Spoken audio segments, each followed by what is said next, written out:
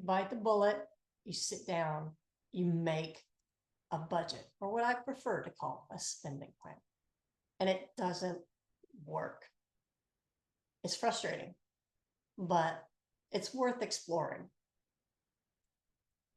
I'd like to share 3 top reasons why a budget doesn't work.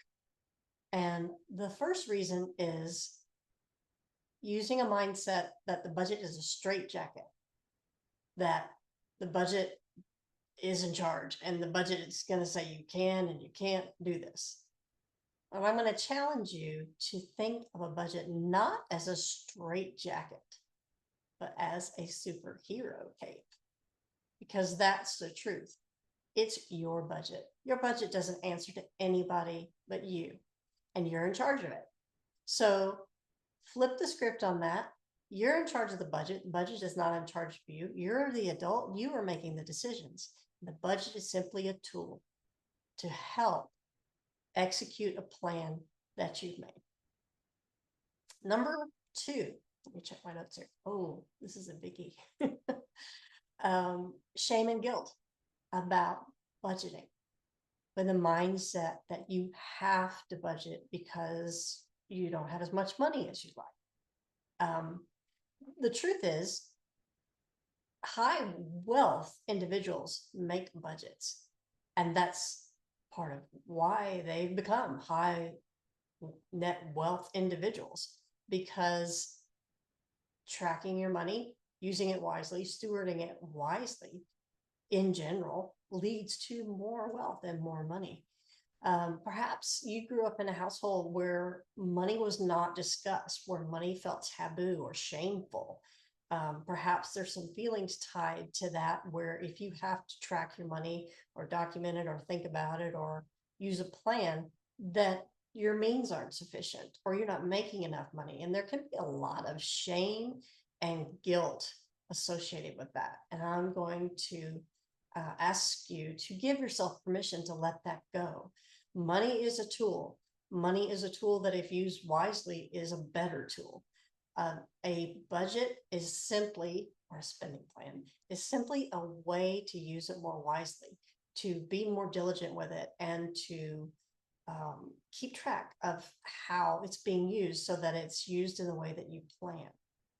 Now, the third reason that budgets don't work is because as soon as you have written your budget or spending plan, it's outdated. It's as soon as you write it down, you plan and you carefully sit down and think through the upcoming month and what your responsibilities are going to be and what to expect with respect to how your resources are going to be used.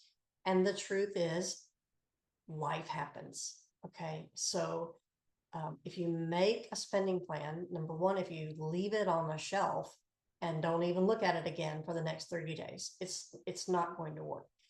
And that can be part of the frustration can be that if you do make the plan, that as soon as you've made it, it's really old news. That is why I am so passionate about YNAB, because YNAB understands that. YNAB gets that, and YNAB, it allows you to adapt for that.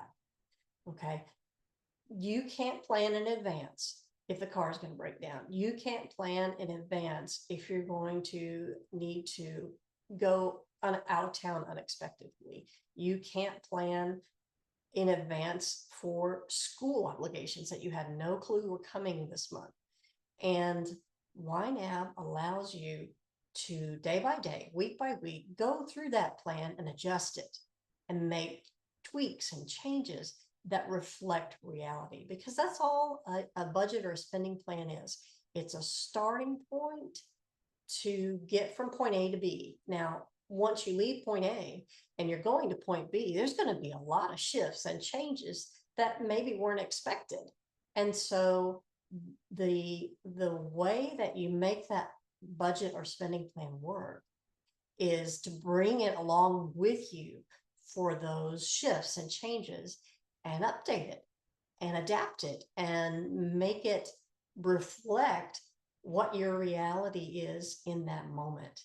That's when it works. It has to be dynamic. It cannot be static.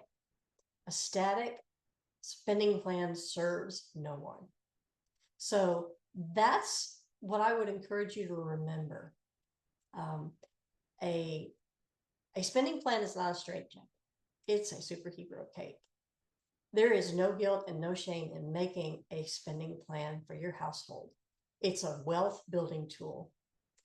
And YNAB allows you to go from the theory of a planned spending plan ahead of time to the reality of what's happening in real time.